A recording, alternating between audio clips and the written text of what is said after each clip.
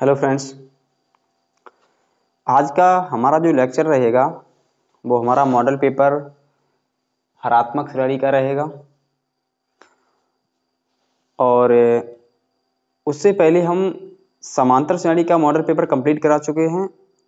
और समांतर श्रेणी का अगर मॉडल पेपर जिसने नहीं देखा है, सबसे पहले उसे पहले आप देखिए, क्योंकि जो हमारी समांतर श्रेणी है उसी का व्युत्क्रम ये हरात्मक श्रेणी होती है। अगर किसी को अगर समांतर श्रेणी नहीं आती है तो वो कितनी भी कोशिश करे हरात्मक श्रेणी को कंप्लीट नहीं कर पाएगा। तो सबसे पहले हरात्मक श्रेणी का मॉडल पेपर देखिए, उसके बाद समांतर श्रेणी का मॉडल पेपर देखिए, उसके बाद हरात्मक श्रेणी का। तो हरात्मक श्रेणी होती क्या है, उस सबसे पहले उसकी चर्चा हम करते हैं। आप यहां पर हिंट में अगर हम एक चीज समझाना चाहें आपको, यानी हरात्मक श्रेणी,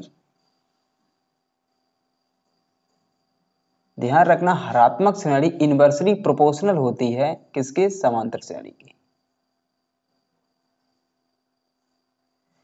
तो आप लोग समझ जाना कि जो पद समांतर श्रेणी के हैं उसका अपॉन कर दो, सभी पदों को अपॉन में कर दो तो वो सभी पद हरात्मक श्रेणी के बन जाएंगे। तो हरात्मक श्रेणी समांतर श्रेणी की इनवर्सली प्रोपोर्शनल होती है, ये बात ध्यान रखना आप। जितने भी फार्मूले समांतर श्रेणी से संबंधित हैं वो हरात्मक श्रेणी में आएंगे, लेकिन आपको पदों को उसका इनवर्स करना पड़ेगा, हर पदों को इनवर्स करना पड़ेगा। अगर हम कुछ एग्जाम्पल अगर समझना चाहें तो अगर हमने ये लिख दिया 2 4 6 डॉट डॉट डॉट, इसे हम कहेंगे ये हमारी इन एपी में है। AP means arithmetic progression. अगर हम इन्हीं संख्याओं को हरात्मक श्रेणी में चेंज करना चाहें तो यहां पर हमें लिखना पड़ेगा 1/2, 1/4, 1/6, ये सभी हो जाएंगी हमारी हार्मोनिक प्रोग्रेशन यानी एचपी में। अगर 2 4 6 ये समांतर श्रेणी में है तो उसके बटे में कर दो, ये हरात्मक श्रेणी बन जाएगी। ध्यान रखना, तो समांतर श्रेणी, इस मॉडल पेपर को कंप्लीट करने से पहले आपको समांतर श्रेणी बहुत ही इंपॉर्टेंट है, उसे पहले सीखना पड़ेगा। तो अब हम डायरेक्ट हरात्मक श्रेणी की चर्चा करते हैं। तो सबसे पहले हरात्मक श्रेणी की परिभाषा क्या होती है वो आप समझते हैं। हरात्मक श्रेणी समांतर श्रेणी का व्युत्क्रम, समांतर श्रेणी के प्रत्येक पदों का व्युत्क्रम हरात्मक श्रेणी कहलाती है। तो ये इसकी परिभाषा होगी कि समांतर श्रेणी के प्रत्येक पदों का व्युत्क्रम हरात्मक श्रेणी होती है। तो आपसे हम अगर व्यापक पद की बात करें, अगर हम व्यापक पद की बात करें किसकी? पहले तो समांतर श्रेणी के व्यापक पद की बात करते हैं। तो उसका व्यापक पद होता है ए प्लस डी, ए प्लस 2d, ऐसी डॉट डॉट डॉट, लास्ट में आपका आता था A plus n minus 1 into D. ये समांतर श्रेणी है। अब हम हरात्मक श्रेणी की बात करेंगे तो इसके सभी पदों को रिवर्स करना पड़ेगा, 1/a plus D, 1/a plus 2d, ऐसी dot dot dot 1/a plus n minus 1 into D. बात समझ में आ रही होगी। सभी पदों को अपॉन में कर दो, ये समांतर श्रेणी का व्यापक पद है, ये हरात्मक श्रेणी का व्यापक पद हो जाएगा। तो इसे हम लिखेंगे क्या? ये किसमें है? इन एपी में है, और ये आपकी इन एचपी में है, हार्मोनिक प्रोग्रेशन। अब आपको बात समझ में आ रही हो, जो भी समांतर श्रेणी बन रही है उसका बटे में कर दो, सभी पदों को बटे में कर देंगे तो वो हमारी हरात्मक श्रेणी बन जाएगी। ठीक है, अब हम एक एक करके क्वेश्चन पर विचार करते हैं, उस पे फार्मूले पर विचार करते हैं, उसके बाद में हम क्वेश्चन पे विचार करेंगे। सबसे पहले फार्मूले पे विचार करते हैं। ये जब ये समांतर श्रेणी का प्रथम पद है तो ये हरात्मक श्रेणी का प्रथम पद हो जाएगा। ये प्रथम पद है हरात्मक श्रेणी का, ये इसका द्वितीय पद हो जाएगा, ये इसका द्वितीय पद। और अब बात चर्चा आएगी ये इसका कौन सा पद होगा? ये हरात्मक श्रेणी का यानी एचपी का, ये एचपी का nवां पद है। तो हम क्या ये कह नहीं सकते हैं कि एचपी का nवां पद कैसे निकालोगे? देखिए एचपी का जो nवां पद होता है, nवां पद किसका, एचपी का। nवां पद किसका निकाल लें, एचपी का nवां पद। तो ये फार्मूले आप सभी लोग याद कर लेना। एचपी का जो nवां पद होगा तो हम लिख सकते हैं 1/AP का nवां पद। ध्यान रखना बिल्कुल। इसीलिए हम आपसे कह रहे हैं कि आपने फर्स्ट लेक्चर अगर मॉडल पेपर का नहीं देखा तो आप उसे पहले देखिए, इसके बाद इस पर आइए। तो एचपी का nवां पद निकालना हो तो हमें सबसे पहले निकालना पड़ेगा समांतर श्रेणी का nवां पद, और समांतर श्रेणी के nवें पद को 1/में कर देंगे, वही हमारा हो जाएगा हरात्मक श्रेणी का nवां पद। तो अगर कोई अगर हरात्मक श्रेणी का nवां पद पूछ रहा है तो आपको बोलना है कि सर आप सबसे पहले समांतर श्रेणी का nवां पद निकालिए, उसका बटे में कर देंगे तो HP का nवां पद बराबर हो जाएगा 1/AP का nवां पद। इसमें अब आपको ये हमारा प्रथम पद है, ये हमारा द्वितीय पद है, इसमें भी आपका सार बनता। देखो डायरेक्ट आप कभी भी आप डायरेक्ट हम ये कहें कि इस ऐसा करो, इसका सारवंतर कैसे निकालेंगे, इस वाले पद से ये वाला पद माइनस कर दो, सारवंतर निकल आएगा। तो ऐसा कभी नहीं करोगे आप। कभी भी अगर आपको हरात्मक श्रेणी दी गई है तो पहले उसे समांतर में चेंज करिए, उसके बाद में हम उसमें प्रथम पद और द्वितीय पद वाला कॉन्सेप्ट अप्लाई करेंगे और nवां पद तभी आपका निकल पाएगा। हम डायरेक्ट कोई भी फार्मूला हरात्मक श्रेणी का नहीं बनता है, कोई भी फार्मूला हरात्मक श्रेणी का डायरेक्ट नहीं बनेगा। समांतर श्रेणी का यूज करके हम हरात्मक श्रेणी का फार्मूला अप्लाई बनाएंगे। तो ये तो आपका हरात्मक श्रेणी का nवां पद हो गया, ठीक है। और हम क्या बताते हैं, और हरात्मक श्रेणी का जैसे अगर तुमने एक पॉइंट यहां पे ये सीखा था, एक पॉइंट आपने ये भी सीखा था कि अगर तीन संख्याएं समांतर श्रेणी में हैं, यदि तीन संख्याएं समांतर श्रेणी में हैं, तीन संख्याएं अगर तीन संख्याएं समांतर श्रेणी में हैं तो अगर तीन संख्याएं ये a, b, c अगर तीन संख्या समांतर श्रेणी में है तो आप समांतर माध्य कैसे निकालते हो, आप समांतर माध्य a अरिथमेटिक मीन कैसे निकालते हो, अरिथमेटिक मीन कैसे निकालते हो आप यही तो कहोगे कि सर इसका अरिथमेटिक मीन कैसे हो जाएगा, अरिथमेटिक बीच वाली संख्या का दुगना कर दो यानी 2b हो जाएगा, और जो इधर साइड जो लास्ट में जो संख्याएं बचती हैं उन्हें ऐड कर दो, ये इसका हो जाएगा आपका क्या, समांतर माध्य। तो हमें यहां पर समांतर माध्य नहीं सीखना, हमें क्या सीखना है, हरात्मक माध्य सीखना है। तो आप यहां पर हरात्मक माध्य कैसे निकालेंगे, देखिए यहां तक आ रहा होगा। तो ABC अगर आपकी तीन संख्याएं अगर ABC समांतर श्रेणी में हैं तो पता हम इन समांतर श्रेणी को हरात्मक में कैसे बदलेंगे, हमें इसे करना पड़ेगा 1/a, इसे करना पड़ेगा 1/b, इसे करना पड़ेगा 1/c। अब ये संख्या हो जाएंगी HP में, तीन संख्या यहां पर ये समांतर श्रेणी में थी, अब ये तीनों संख्या हो गई हैं किसमें, हरात्मक श्रेणी में। तो मेथड वही है, मेथड क्या है, बीच वाली संख्या का दुगुना करेंगे, अगर ये आपकी समांतर श्रेणी में है तो वो आपकी हरात्मक श्रेणी में बन जाएंगी। अब हम क्या करेंगे, जैसे देखिए यहां पर अगर हम नहीं यहां पर आपका जो ABC दिया गया है, ABC अगर आपकी समांतर श्रेणी में है तो 2b = a + c हो जाएगा। अब एक बात यहां पे समझो पहले, ABC आपकी ABC अगर हम ये कह दें a, b, c ये आपकी किसमें, NHP में है, हरात्मक श्रेणी में है, ये आपकी तीनों संख्या किसमें, हरात्मक श्रेणी में है। अब हम आपसे ये कहेंगे इन हरात्मक श्रेणी का कोई फार्मूला ही नहीं मालूम है, हमें समांतर श्रेणी का फार्मूला मालूम है, 2b = a + c होता है। अब इन तीनों संख्याओं को पहले तो हम समांतर श्रेणी में चेंज करेंगे तो आपको लिखना पड़ेगा 1/a, 1/b, 1/c। ये संख्या किसमें हो जाएंगी, इन हो जाएंगी आपकी किसमें, AP में। ये तीनों संख्याएं आपकी हो जाएंगी किसमें, समांतर माध्य में, ठीक है। अब क्या करना है आपको, अब आपको क्या करना है, अब ये तीनों संख्याएं आपकी अब समांतर माध्य में समांतर श्रेणी में हो गई हैं तो अब ये वाला फार्मूला अप्लाई कर दो, बीच वाली संख्या का दुगुना कर देंगे, इसका मतलब बीच वाली संख्या का दुगुना कर दिया, और किनारे किनारे वाली संख्याओं को हम क्या कर देंगे, जोड़ देंगे। अब इसे अगर कंप्लीट अगर इसकी इंफॉर्मेशन निकालें तो ये हो जाएगा 2/b और ये हो जाएगा आपका AC और ये हो जाएगा आपका C प्लस A। तो 2/B इक्वल, लिखना चाहो ऐसे लिख सकते हैं A plus C upon AC,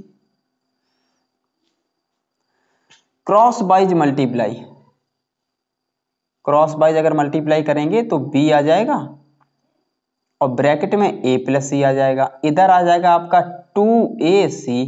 ये बात आ रही होगी समझ में। हमें मान निकालना B का, अगर B का मान निकालेंगे तो आ जाएगा 2AC upon A plus C, 2AC upon A plus C। ये है आपका क्या, ये इस टाइम पे आपका निकला है क्या, समांतर माध्य। इस टाइम पे आप ये कंप्लीट निकाल लिया है क्या इसका। देखो ये ABC आपकी HP में थी और ये 1/A 1/B 1/C ये किस में हो जाएंगे, AP में हो जाएंगे। ये आपका क्या निकला है, ये B जो हमारा क्या है, B हमारा है हरात्मक माध्य, हरात्मक माध्य। ठीक है, समांतर माध्य होता है अगर ABC तीनों संख्या समांतर श्रेणी में है तो 2B = A + C।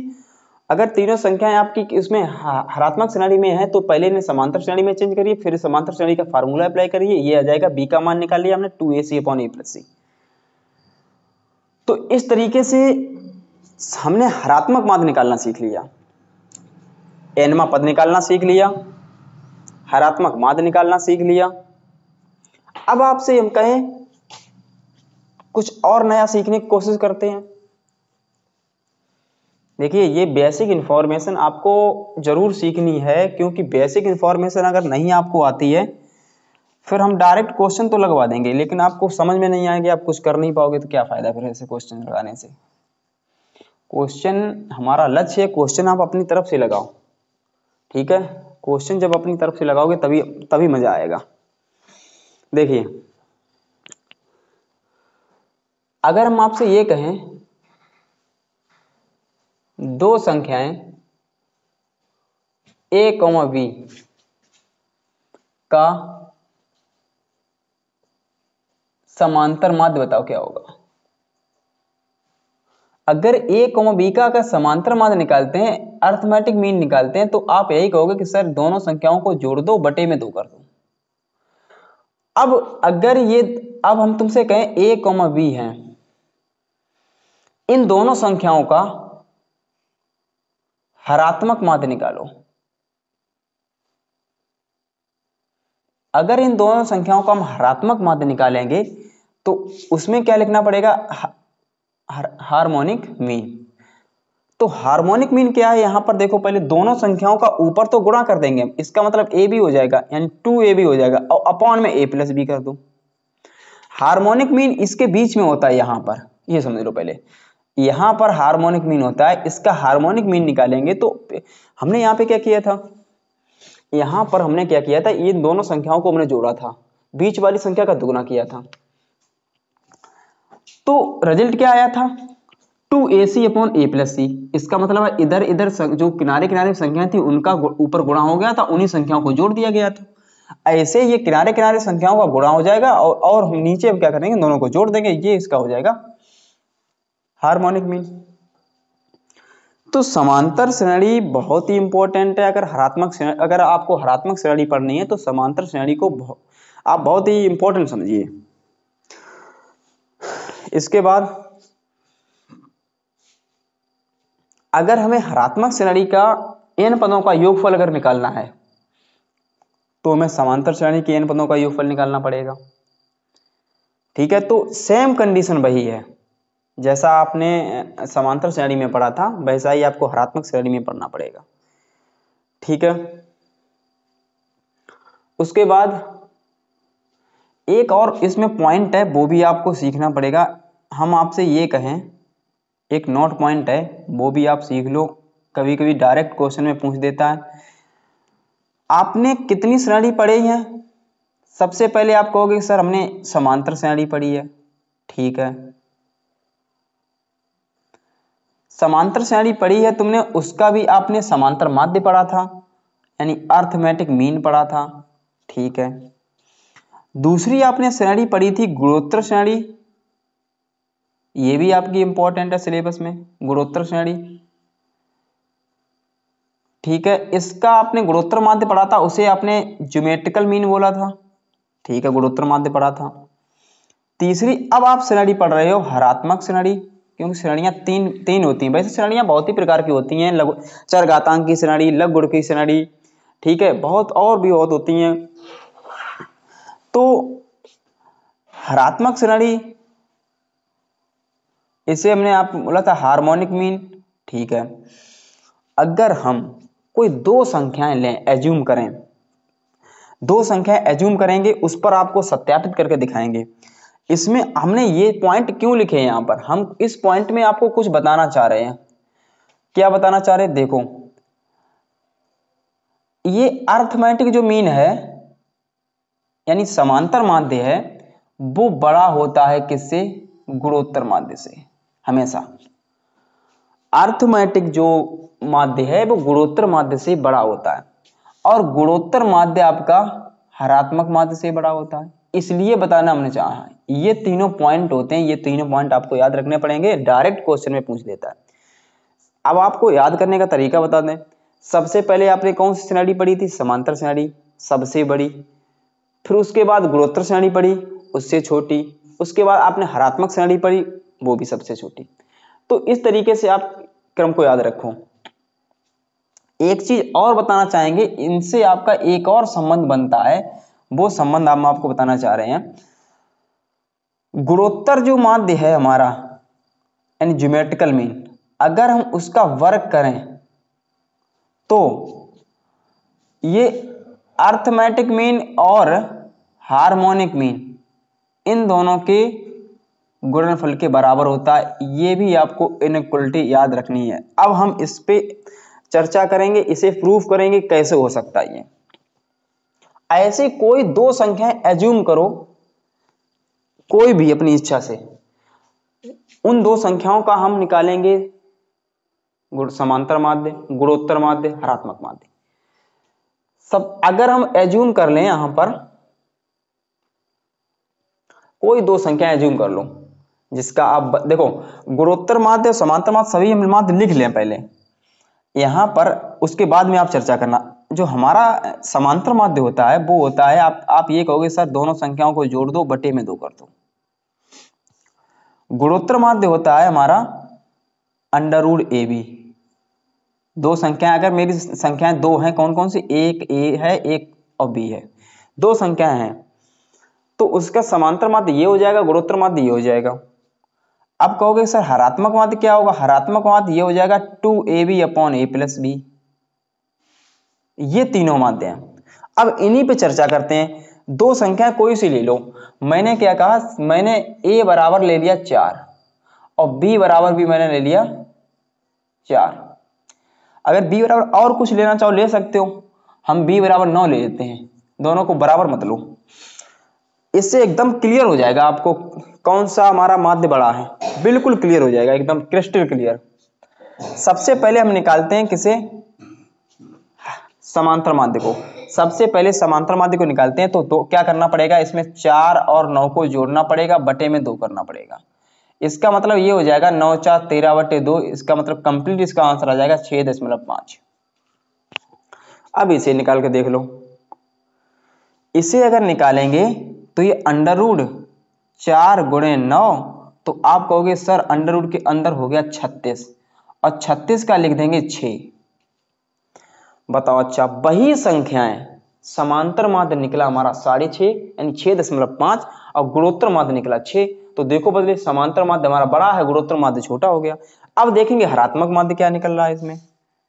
हरात्मक माध्य हम निकालेंगे तो ये A की जगह पे 4 रखो, B की जगह पे 9 रखो, यहाँ पे लिखो 4-9। तो ये हो जाएगा आपका 4 दूनी 8, 9 8 72, और 72 बटे ये हो जाएगा 13। और इसे अगर सॉल्व करें तो ये हो जाएगा 13 पंचे 65, कितना बचा 65, 7 बचा, यानी 70 हो गया, 70 हो गया। फिर यहाँ पे क्या करेंगे, 13 पंचे 65, तो अप्रोक्सीमेशन आपका 5.5 निकला। यहां से आपको बिल्कुल समझ में आ रहा होगा कि समांतर माध्य हमारा देखो बड़ा है, इसका मतलब हम यहाँ पे लिख सकते हैं 6.5 हमारा बड़ा है किससे, 6 से, और 6 बड़ा है हमारा किससे, 5.5 से। अब बताओ, अच्छा ये आपको समझ में आ रहा होगा, ये बिल्कुल आपको समझ में आ रहा होगा। देखो जो समांतर माध्य है वो हमारा देखो बड़ा निकल के आ रहा है, गुणोत्तर माध्य उससे छोटा है, हरात्मक माध्य सबसे छोटा है। तो संख्याएं वही है लेकिन मान सभी के छोटे होते चले जा रहे हैं। तो ये बात समझ में आ रही है, इसीलिए मैंने ये वाला जो लेक्चर है वो कंप्लीट बेसिक वाला दिया है। मॉडल पेपर का इसमें क्वेश्चन अभी नहीं करवा रहे हैं, लेकिन पहले आप इस पे फील करिए। आपको हरात्मक श्रेणी डायरेक्ट हम नहीं बता सकते हैं। क्यों नहीं बता सकते हैं? क्योंकि आपको समांतर श्रेणी का अगर अच्छे से ज्ञान होगा तो आप हरात्मक श्रेणी आप लगा सकते हो तभी, क्योंकि समांतर श्रेणी के सभी फार्मूले हरात्मक श्रेणी के बिल्कुल इनवर्सली प्रोपोर्शनल है, यानी व्युत्क्रमानुपाती है। तो सबसे पहले आप समांतर श्रेणी को फील करिए, उसके साथ साथ हम साथ हरात्मक श्रेणी को लिंक करते हुए जा रहे हैं। देखो पहले, अच्छा हमने यहाँ पे तीनों पॉइंट इसलिए लिख दिए हैं कि तीनों में कंफ्यूजन आपको ना हो। ये आप दोनों याद करने पड़ेंगे आपको, ये दोनों इनइक्वालिटी आपकी अप्लाई होंगी क्वेश्चन में, ठीक है। तो अभी आप समझ लो, फिर आप ये सोचोगे सर ये कहाँ से कर दिया। हम डायरेक्ट वहां पे ये करेंगे, जो भी क्वेश्चन होंगे, क्वेश्चन जब लगवाएंगे ये डायरेक्ट करना पड़ेगा। इससे भी फील करिए। अगर हम आपसे ये कहें, देखो ये गुणोत्तर माध्य है, इसे अब कहोगे सर इसे भी तो सत्यापित हो चुका था, इसे भी करिए। गुणोत्तर माध्य का वर्ग करेंगे हम। गुणोत्तर माध्य हमारा कितना, देखो ये है, इसका अगर हम वर्ग करेंगे यानी हम यहाँ पर ज्योमेट्रिकल मीन इसका स्क्वायर निकालेंगे तो ये हो जाएगा 6 का स्क्वायर, और 6 का स्क्वायर होता है 36। क्या इन दोनों का जो गुणा है, इन दोनों का ये 36 आ रहा है, तो ये इसका मतलब है हम अर्थमेटिक मीन और मल्टीप्लाई कर देंगे हार्मोनिक मीन। इन दोनों का अगर गुणा करें तो समांतर माध्य हमारा कितना है 6.5 और गुणोत्तर माध्य कितना है 5.5। तो ये लगभग बराबर ही निकलता है। इन दोनों का अगर मल्टीप्लाई करें, इन दोनों का अगर गुणा करें तो 6.5 में गुणा करना पड़ेगा 5.5 से। देखो 5 पंचे 25 और 5 छक्का 30 और 5 30 2 32, 5 पंचे 25, 5 छक्का 30 2 32। यही सेम संख्या आ जाएगी 5 और 3 2, ये आ जाएगा 5 7 और 5 3, ठीक है। इनका जो दशमलव लगेगा यहाँ पे, तो इन दोनों का गुणा आ जाएगा 35.75। अभी तो 35.75 आया लगभग, क्योंकि अभी एग्जैक्ट वैल्यू नहीं यहाँ पे निकाली थी मैंने। अगर यहाँ पे एग्जैक्ट वैल्यू निकल आती तो ये 36 ही होता। ये ध्यान रखो, ये 36 ही होता तो हमारा ये जी मतलब ये गुणोत्तर श्रेणी का वर्ग समांतर श्रेणी और हरात्मक श्रेणी के वर्ग,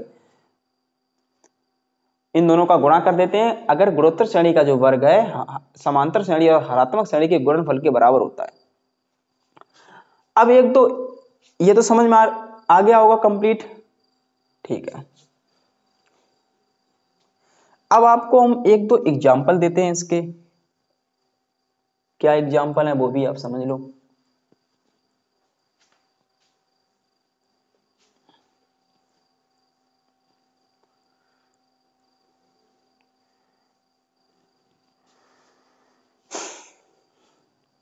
जैसे हम आपसे ये कह दें, अगर मान लो एग्जाम्पल अगर हम लेना चाहें,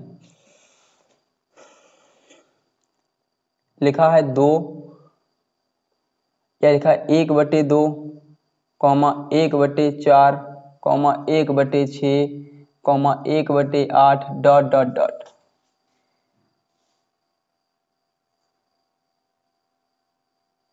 पद हरात्मक श्रेणी में है।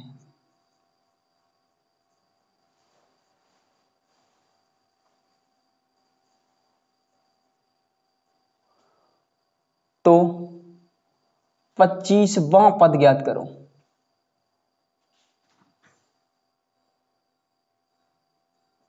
पच्चीसवां पद निकालना है, ये हरात्मक श्रेणी में है। अब आप हरात्मक श्रेणी का डायरेक्ट आप फार्मूला आपको नहीं मालूम है, तो इस श्रेणी को समांतर में चेंज करिए, तो ये हो जाएगा 2, ये 4, ये 6 8 डॉट डॉट डॉट। ये किस में आ गए आपके, इन एपी में, ये आपको आगे है समांतर श्रेणी में।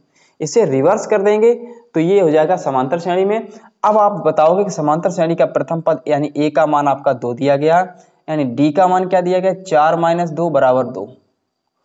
अब आपको कौन सा पद निकालना है 25वां, तो ए 25 निकालना। अब आप कहोगे सर ए 25 की तो वैल्यू हमें मालूम है a + 24d, बिल्कुल ठीक है, ए 25 की वैल्यू a + 24d होती है। तो यहां पर a का मान रखेंगे 2 आ जाएगा और यहां पर 24 और d का मान आपका 2 है, क्योंकि a का मान 2 है रख दिया, d का मान भी 2 है रख दिया। 2 + 24 दूनी होता है 48, 48 में 2 जोड़ देंगे हो जाएगा 50। अब आपसे ये कहें कि हमने समांतर श्रेणी का 25वां पद नहीं पूछा है, हमने पूछा हरात्मक श्रेणी का 25वां पद। तो अब अगर हम हरात्मक श्रेणी यानी HP का 25वां पद निकालें, 25वां पद, तो आप लिखोगे सर 1/AP का 25वां पद, और AP का 25वां पद, और AP का 25वां पद कितना है 50 है, तो ये हो जाएगा आपका आंसर 1/50। समझ में आ रहा होगा, हरात्मक श्रेणी का 25वां पद क्या हो जाएगा 1/50। डायरेक्ट आप सोचो कि हाँ हम ऐसे कर लेंगे, डायरेक्ट इसका फार्मूला अप्लाई कर देंगे, नहीं, डायरेक्ट आप फार्मूला अप्लाई करोगे तो गलत कर दोगे फिर, क्योंकि ये हरात्मक श्रेणी में दी गई है, हमें समांतर श्रेणी में चेंज करना, पहले समांतर श्रेणी में जब चेंज कर लेंगे तब इसका आंसर निकाल पाएंगे। ऐसे हर क्वेश्चन में होगा आपका, ठीक है, प्रत्येक क्वेश्चन में सेम ऐसी कंडीशन बनेगी। अगर चाहो तो आपसे हम अगर ये कहें,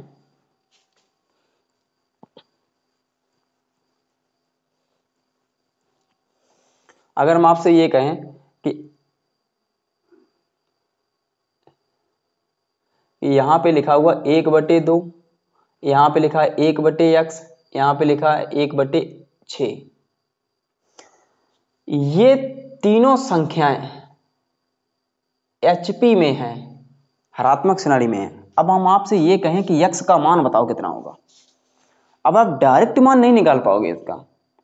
डायरेक्ट मान क्यों नहीं निकाल पाओ, अगर ये HP में है, अगर ये तीनों संख्याएं HP में हैं तो इसका डायरेक्ट मान अगर निकालोगे तो आप गड़बड़ी कर दोगे। तो इन संख्याओं को समांतर श्रेणी में चेंज कर लो, यानी 2 हो जाएगा, x हो जाएगा, 6 हो जाएगा। अब ये तीनों संख्या हो जाएंगी AP में, तीनों संख्याएं AP में हो जाएंगी।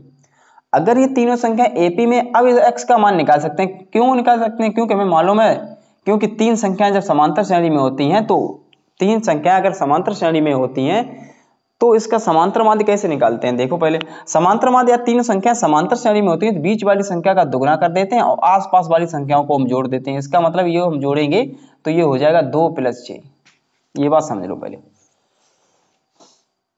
ये 2x है, ये हो जाएगा 8, x की वैल्यू आपकी हो जाएगी 4, तो यहाँ पे x का मान हमारा कितना निकल के जाएगा 4। तो HP में अगर दी गई है तो उसे AP में चेंज करिए। अगर आप इसका डायरेक्ट आप इसका निकालना चाहते हो तो आप, क्योंकि मैंने अभी फार्मूला बता ही दिया था, इसका और भी मेथड है। अगर यहाँ पे तीन संख्या दी गई हैं और समांतर श्रेणी वो हरात्मक श्रेणी में दी गई हैं तो आप x का मान कैसे निकालोगे। अभी मैंने बताया था आपको कुछ देर पहले, वहां पर दिया गया था 1/a, 1/b, 1/c, ये तीनों संख्याएं थी किसमें HP में। तो इस संख्या का अगर मान निकालेंगे, जैसे ये तीनों संख्या HP में दी गई हैं, तो ये हमारा हो जाएगा पूरा कंप्लीट A, ये हो जाएगा कंप्लीट B, ये हो जाएगा कंप्लीट C। तो वहां पर अगर हम 1/b की वैल्यू अगर निकालेंगे तो फिर वहां पे जो हमारा मान है वो चेंज करना पड़ेगा। कैसे, ये लिखना पड़ेगा, देखो वहां पर 1/a, 1/b, 1/c लिखा, यहाँ पे लिखा हुआ था, वहां पे क्या था a, b, c। कोई बात नहीं, वहां पे जब b की वैल्यू निकली थी, वो b की वैल्यू किसके बराबर थी वो बता देते हैं पहले। b की वैल्यू वहां पे निकली थी 2ac/a + c, ये b की वैल्यू निकली थी।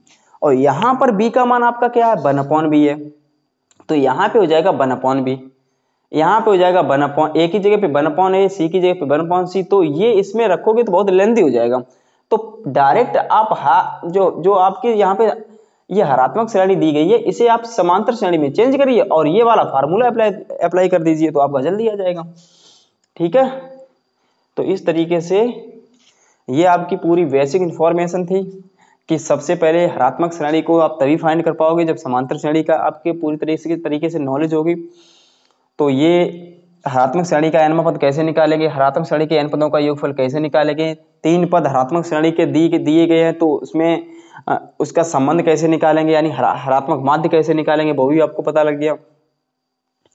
ठीक है, उसके बाद हरात्मक माध्य, समांतर माध्य, गुणोत्तर माध्य में संबंध भी पता लग गया, कौन किससे बड़ा है वो भी पता लग गया। कंप्लीट पूरी इंफॉर्मेशन आपको इस वीडियो में दे दी मैंने।